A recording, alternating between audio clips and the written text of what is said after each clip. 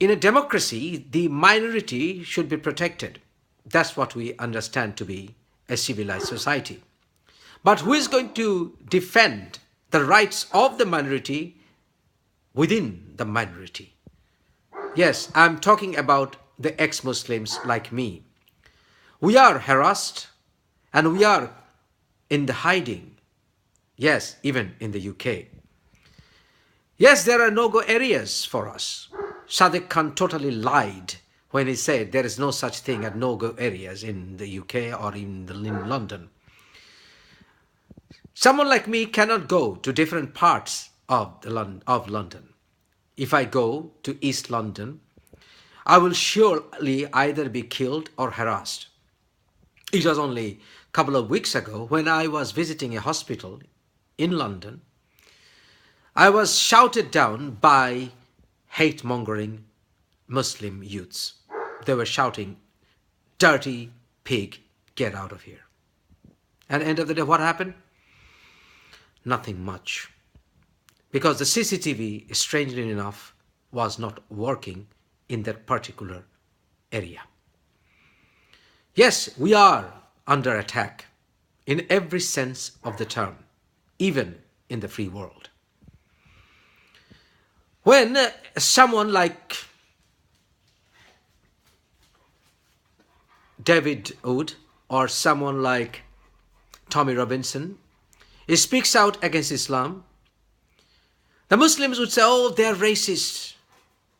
But hey, man, I'm a migrant. Look at me. This skin is brown. And I am an ex-Muslim. I don't hate Muslims because all my relatives are Muslims. 99% of my good old friends, whom I still consider to be friends, although they don't, are Muslims. So how can I hate Muslims and how can I hate migrants? I don't, but they do hate me and they do hate people like me. When we left Islam, the persecution began. Someone like me, when I started questioning Islam, harassments started. If you remember, when I started speaking out against the terrorism within the Islamic communities, I was harassed. Muslims created Facebook pages which are still being run by Islamists who are living in the US, in UK, in Portugal, and several parts of the free world, and several parts of the Middle East, creating pages, ridiculing me, mocking me, attacking my credibility, making dramas, creating stories, paying girls to wear niqabs and throw abuses at me. And Facebook, YouTube, still find those videos and posts to be abiding by the community standards. If you don't believe me, you only have to click the links underneath this video. So we are constantly harassed in groups, and organizations, social media, which have headquarters in the West, are tolerating them. And when we criticize them, we are blocked out from Facebook, and our YouTube videos are brought down by YouTube. Why? Why this double standard? Why apologists like Majid Nawaz, who I think knows either nothing much about Islam or are being a hypocrite, get government funding, and someone like me, who is a target, who preached Islam all his life, who was a special guest at Medina University, and who debated Christians, Jews, atheists all over the world, are not allowed any platform in the main media. Where is honesty in the media in the West? How come I'm not allowed to ask Muslim leaders in Northern Ireland, Muslim leaders in other parts of UK, "Hey man, I'm an ex-Muslim. and I am criticizing my ex-faith, what does your religion tell me? Come on. What does your religion tell me? How come I can't ask that question in mass media? Why am I not invited by the mainstream media to sit down next to a Muslim scholar who still preaches Islam? And I can ask that man, hey, I am an apostate from Islam and I want to criticize, and I have been criticizing your religion. Now, what does your religion tell me? Tell me the whole truth. Why can't I ask that simple question?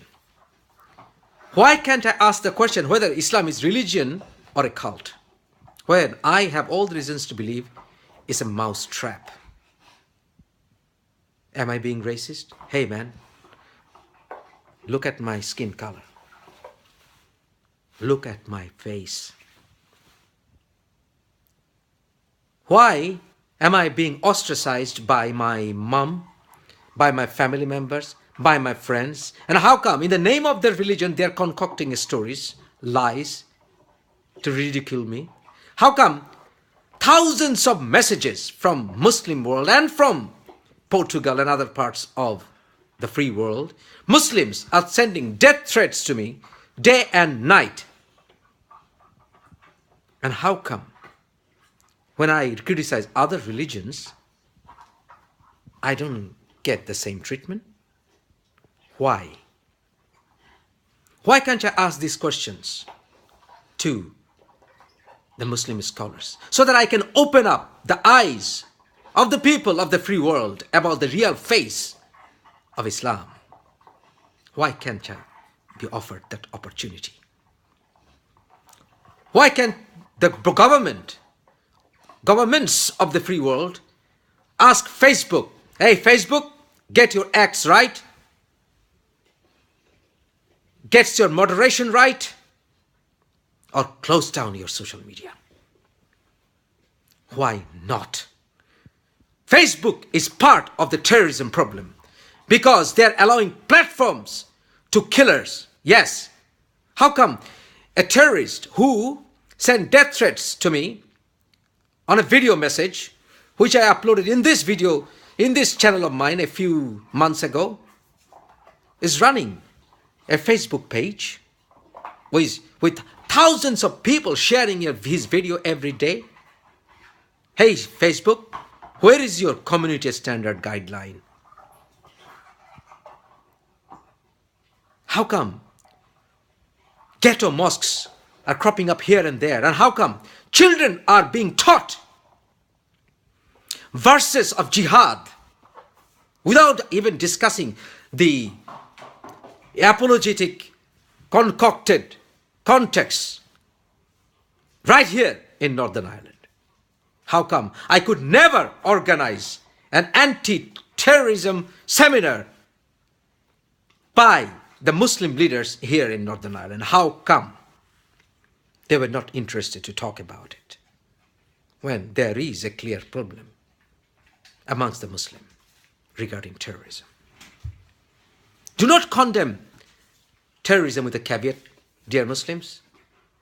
Do not condemn it with a caveat. No, not everything has to do with foreign policy. Rather, it has a lot to do with Islam. Lot to do with Islam. Because I can tell you, without a shred of doubt, that Islam is a cult, and everything that you see are being committed, evil things in the name of Islam, has a lot to do with Islam. Everything. Yes, it's about time we should tell the bloody truth, the whole truth, and nothing but the truth. Because if you kill Mufassir Islam, thousands of Mufassir Islam will be born. We are not afraid anymore.